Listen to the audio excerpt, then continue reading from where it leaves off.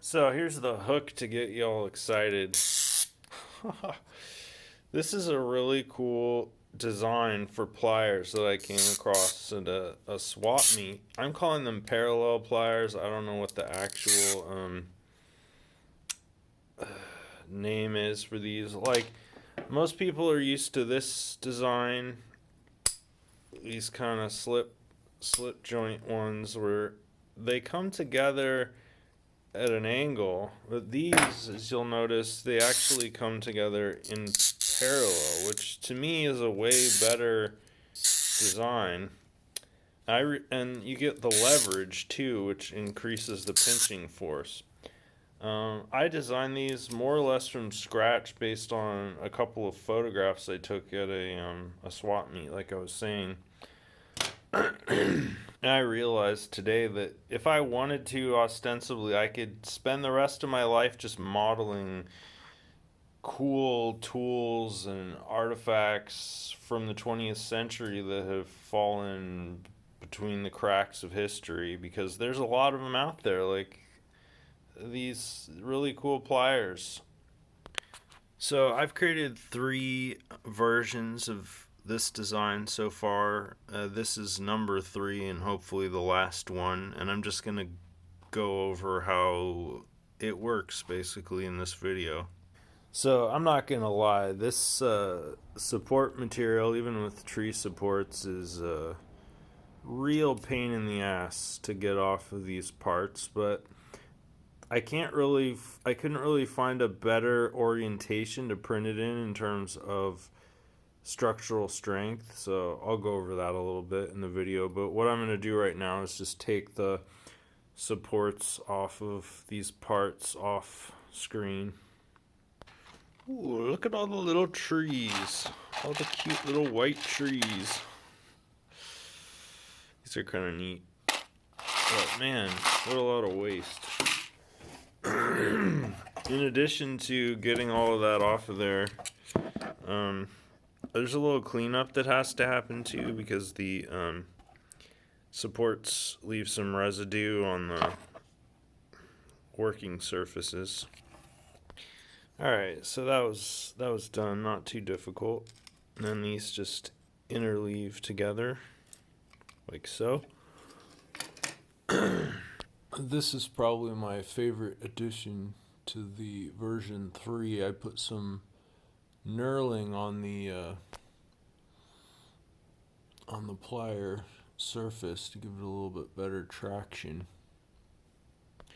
And these these complicated little pieces here are sort of the crowning achievement of the version 3.0. So this borrows a bit from one of my other designs that was based on something that another user had kind of perfected, where these parts are printed flat on the build plate so that the layer lines are in parallel with the structural strength of the part. And then what I'm calling it as slip bearing is printed vertically because it doesn't need to have strength. So these would actually break very easily if they were used as a shaft, but the shaft themselves are the smaller piece here, which you put 2 of these halves together, and then you slip them inside this bearing, the slip bearing.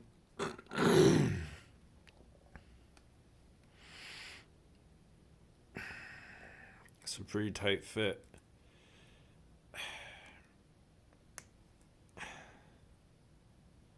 Too tight, I would say. Gonna have to make the tolerances a little bit easier there. Now, one of these is not like the other. I forgot to mention there's a longer one that goes in the middle. So I found out if you put these through one at a time, it actually isn't quite as hard to get them into the sleeve. And that's what it looks like when it's fully assembled. So like I said, you've got the strong inner shaft and then you've got the slip bearing on the outside, which the layer lines go around, so it makes a much better bearing than one that has layer lines going up and down. Alright, so let's see how it slides in here. The tolerances should make it nice and loose. The long one goes through the middle. Kind of important. And then these little C clamps here, these are just like lock washers basically, and they have a little bevel on the inner edge. It's kind of hard to see, but they're designed to slip around the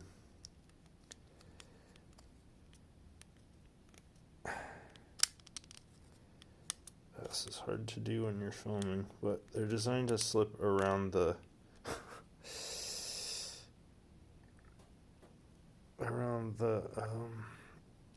projections there and lock the shaft into place.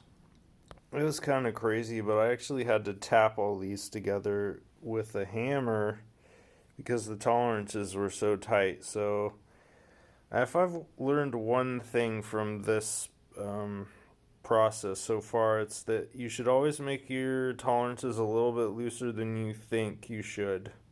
Okay, so the next assembly step is putting the jaws together, and that's pretty straightforward. Basically, you're gonna be slipping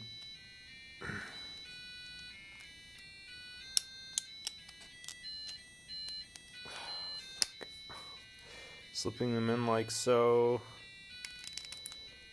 and then making this look so much harder than it actually is. Okay, and then just doing the same thing with the pins that you did with the main part. Things are definitely going wrong in this video, but I don't mind. Sometimes it's good to show things going wrong. I think keeps keeping it real. All right, and then as long as these two pegs are aligned around the shaft, it's easy to snap in. It's hard to go wrong. And I felt like if you put these into a slight angle, it helps actually get them in there easier. Okay. Quit clowning.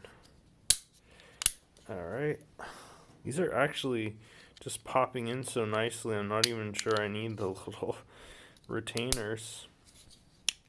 And it immediately has trouble with the next one. So I made a few little minor changes to this model. That's surprisingly not going in the last. Oh, it's slightly misaligned. That's what's going on.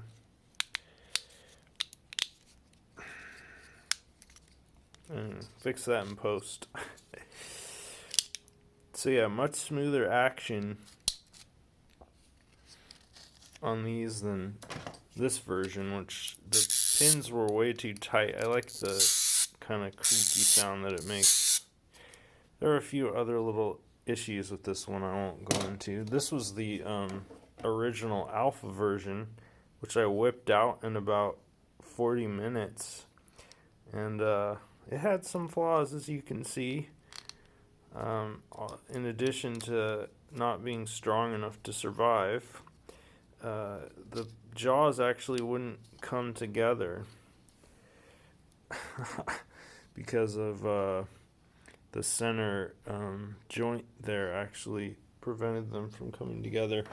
Fix that in this latest version. But yeah, I'm pretty happy with this so far. I think it's ready for prime time. It opens quite wide and closes quite nicely. Let me give a little grip strength demonstration. I mean, I really feel like I'm pushing the limits here. I'm pulling like as hard as I can on this, and I feel like I might break the tool before I actually pull the pencil loose. Yeah, pushing the limits of the medium. Can you make fully functional and useful everyday tools with basic off the shelf 3D printing technology? My answer is yes. I think yes, you can. And it's not even that hard. There's definitely caveats, and boy, does it take a long time to refine all of the little problems that you might have along the way. But I feel like it's really worth it when you finally um, get to the end of the road. And I couldn't be happier with this design, honestly, because I've always wanted a pair of these parallel closing pliers, and now I made my own that I designed. And yeah, I mean, does anything get cooler than that? I don't know. I love this fucking hobby. Anyway, thanks for watching, and I'm gonna be putting this model up on printables in the next couple of days, public domain, and I'm gonna be releasing a whole bunch of um, like part of this. I wanted it to be a modular system, so basically the pincher heads are going to be replaceable. Like I want to have, like, see, these are smooth. I think that would be useful in certain circumstances. And then these are textured with a knurling and a grip. I want to make a needle nose version, that's like longer and tapered. So yeah, those will all be included at some point with the model. Yeah, thanks for watching.